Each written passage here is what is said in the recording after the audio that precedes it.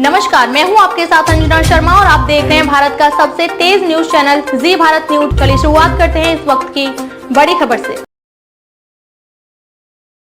दुनिया में सबसे बहुमूल्य अगर है तो वह है प्रेम। अलका किशोरी। हमीरपुर जिले के मौधा विकासखंड क्षेत्र के चगधा गांव स्थित भगत बाबा धाम में श्रीमद् भागवत महापुराण कथा के दूसरे दिन कथावाचक वृंदावन से आई अलका किशोरी जी ने धुंधकारी कथा का वर्णन किया, तो वही आज की युवा पीढ़ी को प्रेम का संदेश देते हुए बताया कि हमारे जीवन में अगर कुछ बहुमूल्य है तो वह है प्रेम। वही बीच में सुंदर भजनों से श्रोताओं को मन मुक्त कर लिया। वही कथा के जजमान विनोद पुत्र कमला पत्नी इंदिरा देवी ने परिवार जनों एवं क्षेत्र के श्रद्धालुओं के साथ कथा का रसपान किया। हमीरपुर से ब्यूरो चीफ राकेश निगम की रिपोर्ट, जी भारत न्यूज। बोले ठीक है। जब फल को लेकर के घर पहुंचे तो जो धुंधली थी बड़ी प्रसन्न हुई, लेकिन कहने लगी, क्योंकि साधारण से बालक का जन्म कितने दिनों में होता है? 9 महीने में। कहने लगी 9 महीने तक गर्भ धारण करना पड़ेगा, इतनी पीड़ा होगी, इस काया का भी नाश हो जाएगा, तो मैं तो बिल्कुल भी ये फल खाने वाली नहीं हूं। अब तो महाराज, क्योंकि आत्मदेव जी के यहाँ पर एक गाय भी थी, और जो गाय थी वो भी निसंतान थी, वो भी पांच थी, तो वो फल धुंधली ने उस गाय को फेंक दिया और अपनी बहन से कहा कि अभी आप 2 महीने के गर्भ से हो, तो जब आपको बालक की प्राप्ति हो तो वो बालक मुझे दे देना, और जितना भी धन आपको चाहिए वो मैं बदले में दे दूंगी। समय बीता, वो फल गाय ने खा लिया। तब धुंधली की जो बहन थी उसको एक पुत्र की प्राप्ति हुई, जिसका नाम रखा गया धुंधकारी। क्या नाम रखा? धुंधकारी। और जो गाय से जो दिव्य फल के कारण एक बालक की प्राप्ति हुई, जिसका नाम रखा गया गोकर्ण। क्या नाम रखा? गोकर्ण। बोले गोकर्ण महाराज की। अवगुण धुंधकारी में थे, उतने गुण गोकर्ण जी में थे। गोकर्ण जी दान करते, पूजा पाठ करते, अच्छे कर्म करते, और वही धुंधकारी गलत कार्य करते, गलत संगत करते, हत्याएं करते, चोरी डकैती, सारे मदिरा पान जुआ इत्यादि सब काम करते थे।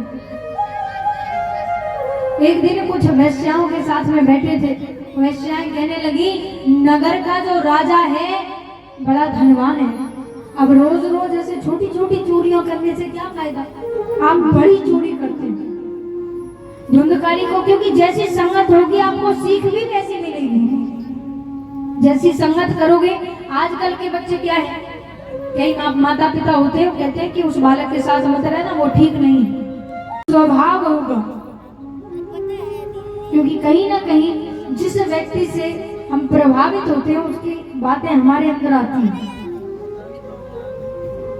तो महाराज, अब वैसे ही धुंधकारी की संगत अच्छी नहीं थी, तो धुंधकारी ने संगत के कहने पर राजा के यहाँ पर चोरी की, और जब चोरी करके वैश्याओं को पता चला कि राजा के यहाँ चोरी हुई है, वैश्याएं कहने लगी कहीं ऐसा ना हो, और राजा को पता चल गया तो राजा हमारा शीश कलम करवा देगा। की प्राप्ति नहीं हुई, वो प्रेत योनि में चले गए, और जब प्रेत योनि में गए तब रात्रि का समय था। गोकर्ण जी अपने घर पर विश्राम कर रहे हैं, तो गोकर्ण जी को आधी रात्रि पर एक आवाज आई। वो कहने लगे, मुझे मुक्ति चाहिए, मुझे मुक्ति चाहिए। गोकर्ण जी कहने लगे, आप हो कौन? बोले, मैं आपका बड़ा भाई हूँ, मेरा नाम धुंधकारी है। गोकर्ण जी कहने लगे, मैंने तो श्राद्ध इत्यादि सब कुछ करा दिया। बोले फिर? बोले, मैंने इतने पाप किए हैं, इतने पाप किए हैं कि मुझे अभी तक मुक्ति नहीं मिली। वैसे ही हमें जब पुण्य करते हैं, जब दान करते हैं, ध्यान से सुनना, जब दान करते हैं तो प्रभु से कहते हैं, प्रभु भगवान सब कुछ देख रहा है। यही कहते हैं ना, जब किसी को दान करते हैं भूखे को भोजन कराते हैं तो कहते हैं प्रभु भगवान सब कुछ देख रहा है, लेकिन जब गलत कार्य करते हो तब इस बात को भूल जाते हैं कि भगवान देख रहा है। अरे उसका क्या लिखा था, यहाँ पर मीठे फल बेचे जाते हैं। अब एक भक्त आया, एक व्यक्ति आया, कहने लगा यहीं बेच रहे हो, कहीं बाहर तो जा नहीं रहे हो, तो यहाँ लिखने की क्या जरूरत है। बोले ठीक है, बात तो सही है। अब यहाँ भी हटा दिया, वहां पर केवल रह गया फल बेचे जाते हैं। अब एक व्यक्ति और आया, कहने लगा फल ही बेच रहे हो, सबको दिख रहा है, कोई सब्जी इत्यादि तो है नहीं, फल ही बेच रहे हो तो लिखने की क्या जरूरत है। बोले ये भी हटाओ, फल भी हटा दिया, बचा क्या, यहाँ पर बेचे जाते, केवल बेचे जाते हैं। एक व्यक्ति और आया, कहने लगा फ्री में आप दोगे ही किसको, और फ्री में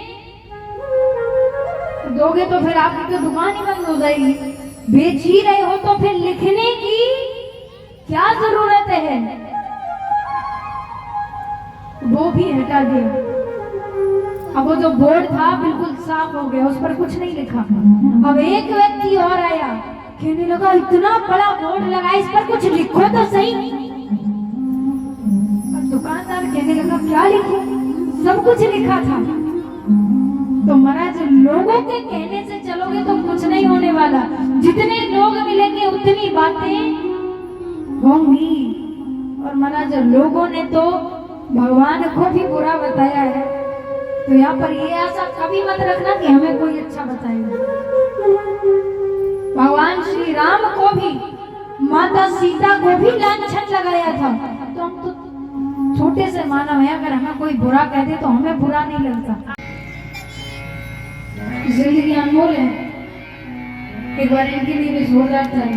बात तो सही है, लेकिन कहीं तक जीवन में हो तो जिंदगी है ही। आजकल जिंदगी भी कोई महत्व नहीं रखती। आजकल थोड़े से पैसों के लिए कोई किसी को गोली से उड़ा दे, लेकिन अमूल्य वस्तु क्या है। अब कहिए ना हीरे मोती चांदी इत्यादि बताए, तो हीरे की तो नहीं कह रहे, लेकिन सोना इत्यादि तो पहन करके बैठे होंगे, है ना। सोना चांदी सभी के पास है। तब वहां पर ब्रह्मा जी कहते हैं कि इन 3 लोग 14 भुवन में अगर सबसे कीमती कोई चीज है तो वो केवल एक है, वो है प्रेम। वो क्या है, प्रेम, जो आजकल किसी में नहीं है। कल एक दुकान पर एक टॉफी मिलती है जिसे च्युइंगम कहते हैं, सभी जानते होंगे, है ना, तो खाते भी होंगे, नहीं खाते अच्छी बात है। इसको केवल और केवल चबाते हैं और फेंक दिया जाता है ना। तो आजकल वही स्थिति है। तो महाराज हम इतना ही कहेंगे, समझदार के लिए इशारा काफी है, तो हम ज्यादा नहीं कहेंगे, लेकिन इतना ही कहेंगे कि जितना हो सके उतना दूर रहे, क्योंकि ये प्रेम के नाम पर केवल और केवल बेटियों का जीवन बर्बाद किया, उनसे खिलवाड़ किया और उनको छोड़ दिया। तो इसीलिए महाराज ये कोई प्रेम नहीं है। अगर प्रेम सच में है, क्योंकि सबको पता है एक दिन विवाह होगा, बेटियों को भी पता है।